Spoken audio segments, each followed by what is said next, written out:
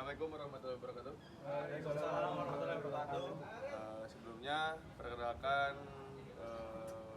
kami dari kelompok 9H. Di sini kami akan sedikit memaparkan PowerPoint yang telah dibuat kami itu tentang telur gulung. Yang beranggotakan 9H itu ada Nova Alif Al-Hafiz, Muhammad Syahril Al-Farid, dan saya sendiri Yuda Pratama Imanullah.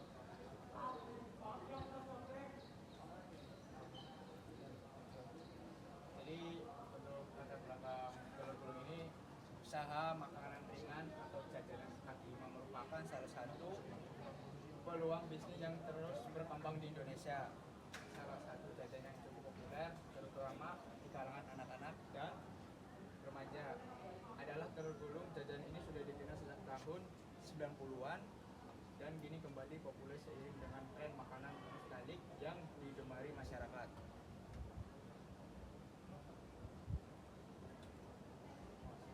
Untuk analisis pasarnya yaitu usaha telur gulung memiliki pasar yang cukup luas dan terus berkembang, terutama di kalangan anak-anak, remaja hingga dewasa dan muda. Jajanan ini digemari karena rasanya yang gurih, harganya yang terjangkau, serta proses penyajiannya yang menarik untuk dilihat secara langsung. Telur gulung sangat populer di sekitar lingkungan sekolah, kampus, pasar tradisional, hingga kawasan wisata. Segmen pasar utama mencakup pelajar, masyarakat kelas menengah ke bawah yang mencari cemilan cepat saji dengan harga murah namun tetap memuaskan. Oke, untuk selanjutnya ada rencana pemasaran. Yang pertama itu ada target pasar, ada anak sekolah SD, SMP maupun SMA, dan mahasiswa, pekerja kantoran pun. Dan selanjutnya ada masyarakat umum di area ramai. Itu biasanya ada di pasar, taman, dan sekolah. Yang kedua ada tren pasar, makanan ringan kaki lima dengan harga terjangkau masih diminati. Lalu nostalgia makanan jadul seperti telur gulung itu menjadi daya tarik tersendiri. Yang selanjutnya ada konsumen menyukai variasi dan inovasi rasa. Untuk proses pembuatan telur gulung itu, yang pertama ada kocok telur dengan sedikit air, garam, dan penyedap rasa. Yang kedua itu ada panaskan minyak banyak dalam wajan cekung hingga benar-benar panas. Untuk yang ketiga itu tuangkan adonan telur sedikit ke minyak panas. Yang keempat itu saat telur mengembang gulung cepat menggunakan tusuk sate. Dan yang kelima itu angkat dan tiriskan siap disajikan.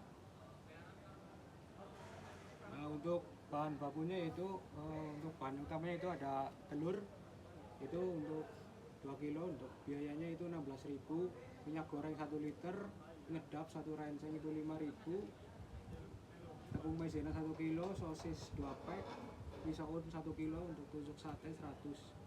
Untuk jumlahnya yaitu sekitar 187.000.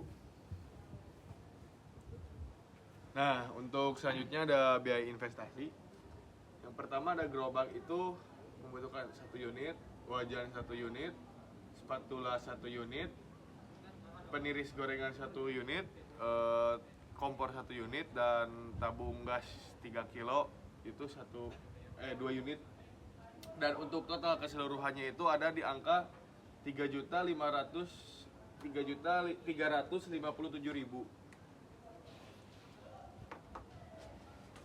Untuk kesimpulan telur gulung itu, usaha telur gulung merupakan peluang bisnis yang mensajikan karena memiliki pasar yang luas, modal yang relatif kecil, dan proses pembuatan yang mudah. Jajanan ini disukai oleh berbagai kalangan, terutama anak-anak dan remaja. Karena rasanya gurih dan harganya terjangkau dan strateginya pemasaran yang tepat serta lokasi penjualan yang strategis, usaha telur gulung dapat menjadi sumber penghasilan yang stabil dan berpotensi untuk berkembang lebih besar ke depannya.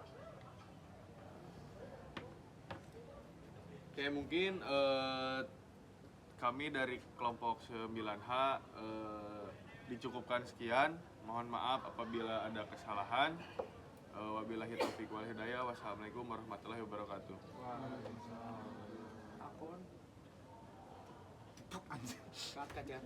Ya, untuk selanjutnya saya dari kelompok 10H izin bertanya ya Mas.